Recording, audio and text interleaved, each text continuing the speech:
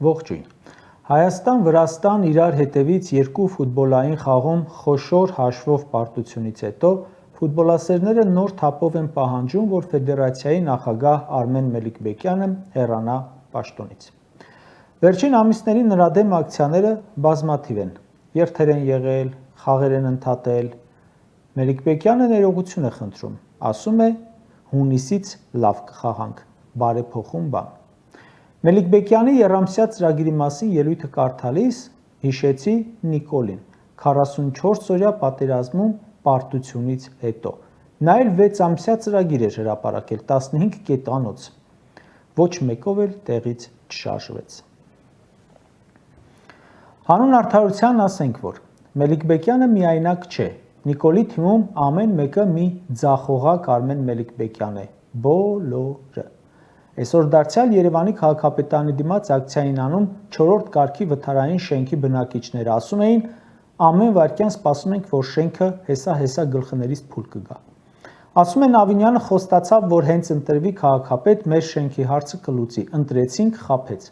Տիգրան Ավինյանը ընտրվելուց 1.5 տարի հետո քաղաքացիներին տված խոստումը չի կատարել։ Չգիտի էլ կկատարի թե չէ։ Բայց քաղաքապետ ընտրվելուց 1 տարի անց Նորքում Սիրուն առանձնատուն է իր ընտանիքը գնել։ Հերքում են, թե $650,000 են գնել, ասում են $490,000 արժի։ Ինչով է տարբերվում Ավինյանը Մելիքբեկյանից։ Երկուսն էլ քանդել են իրենց վստահված ոլորտները։ Այսօր Պաշտպանության նախարար աշխատող մարդը ինչով է պակաս Արմեն Մելիքբեկյանից։ Վերջին օրինակը։ Ամեն օր Ադրբեջանը տարածում է լուրեր, թե Հայաստանի բանակը կրակում է իրենց ուղղությամբ։ Մեր Պաշտպանության նախարարությունը հերքում է, բնականաբար, քանի որ չի կրակում։ Հետո լուրեր են տարածվում, որ ադրբեջանական բանակն է Գեղարքունիքի մարզում կրակում, նաև զորքեր կուտակում։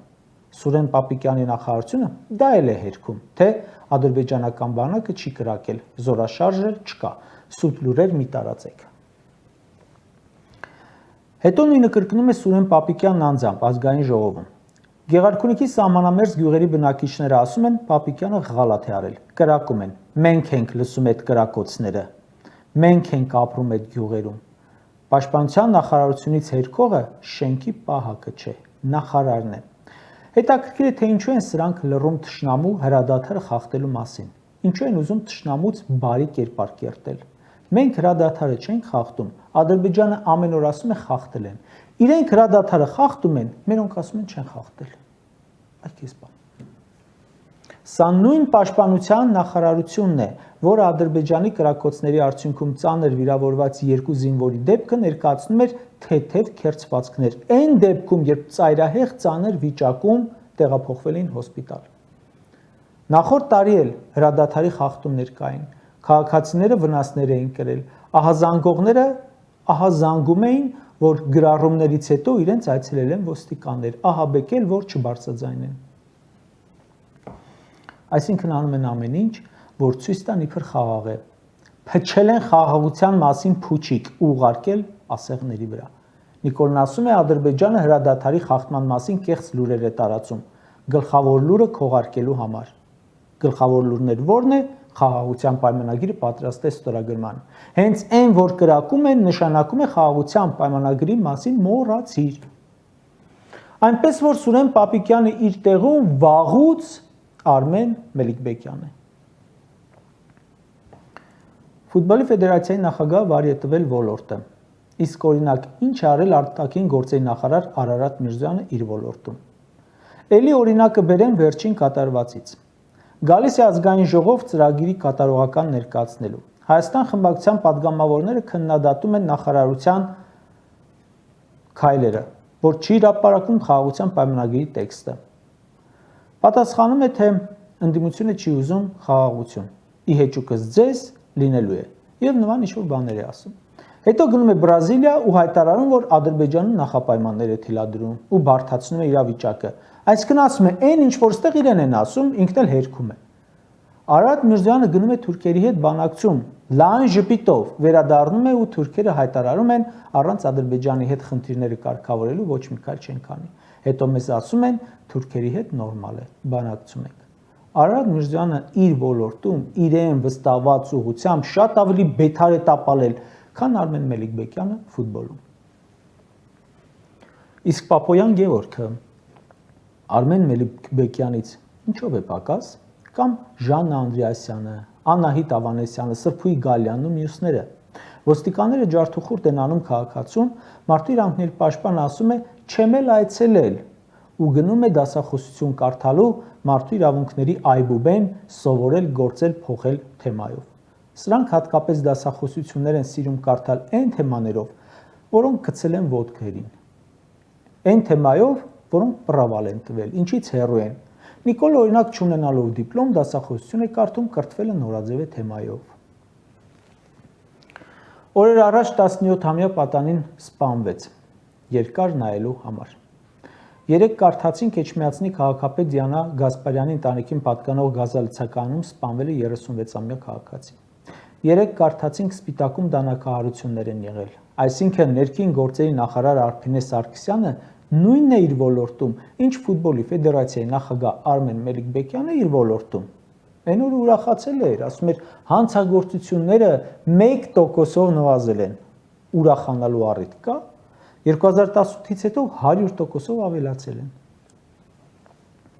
Կրկնում եմ, սաղ պետական ապարատը լցված է Մելիքբեկյաններով, նրանց ազգուտակով։ Ասենք Արմեն Մելիքբեկյանը գնաց ֆուտբոլի ֆեդերացիայի նախագահի պաշտոնից։ Ով է գալու։ Մի հատ ուրիշ ՔՊԱ-կան Մելիքբեկյան, չի գալու։ Սրանք ում հանում են նույն մակարդակի կամ մի քիչ ավելի վատին բերում են տեղը։ Իրենց ռեսուրսը, որովհետև էտա այսքան անուններ թվարկեցի, իրենք ամեն մեկը մեկին փոխարինել են։ Որ հեռացվածից են լավը։ Ներքին գործերի նախարար Արփինե Սարգսյանը փոխարինել է ներքին գործերի նախարար Վահե Ղազարյանին։ Նույն բանը չէ, ուղղակի սա մի քիչ ավելի վարժ է խոսում։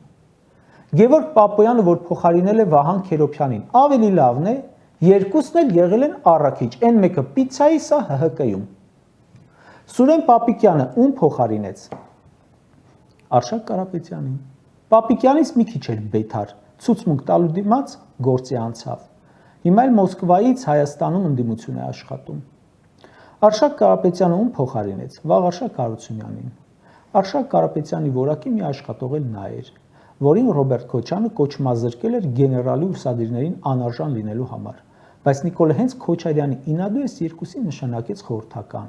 օգնեցին պատերազմը ձախողել, հետո երկուսին էլ պաշտպանության նախարար նշանակեց, էլի պրավալ ու բերեց ձախողակների ձախողակին Պապիկյան Սուրենին։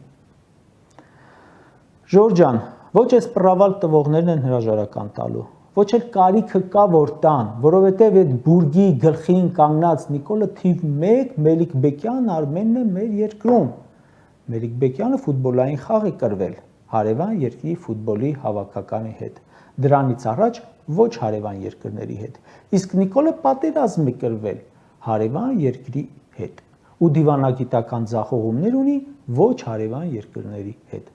Փաշինյանը շատ ավելի մեծ պարտություն ունի իր ոլորտում, քան ֆուտբոլի ֆեդերացիայի նախագահը իր ոլորտում։ Հանձնել է հայրենիք, հանձնում է հողեր, զոհել է հազարներով կյանքեր, այնքան շատ, որ անգամ անունները չեն հայտնում, որ իրական թիվը չիմանանք։ Պակաս Մելիքբեկյան է Նիկոլը։ Երեկելի հարցազրույց էր տվելու էլի, ոչինչ չեմ զիջել, անվտանգության երաշխավորը խաղաղությունն է ու սենց ինչ-որ բաներ էր ասում։ Իդեպ, ինչի օրինակ Նիկոլը նախապես հասկանալով, որ պարտվելու ենք, որովհետև իրենց ղեկավարած որևէ ոլորտում հաղթանակը տարօրինակ կլինի, այնուամենայնիվ գնաց ու մարզադաշտում անձամբ գրանցեց հայ-վրացական խաղում պարտությունը։ Մենք հպարտ ենք մեր պարտությամբ կարգախոսով։ Կարող էր չէ չգնալ։ Դե օրինակ ասեր կորոնավիրուսով վարակվել եմ, թեստ եմ հանձնել։ Սորաբար որտեղ չի ուզում գնալ, այդպես է ասում, չէ։ Կարճ ասած, այդպես էլ չհասկացանք, թե ինչու պաշտոնից հեռացան Վահե Ղազարյանը, Արգիշտիկ Հարամյանը, Սասուն Խաչատրյանը ու մյուս Սասունները։ Նրանք վատ էին աշխատում, սրանք են լավ աշխատում։ Չենք հասկանում նաև, թե որն է իմաստը սրանց հրաժարականը պահանջելու, հաջորդներն են լավ աշխատելու։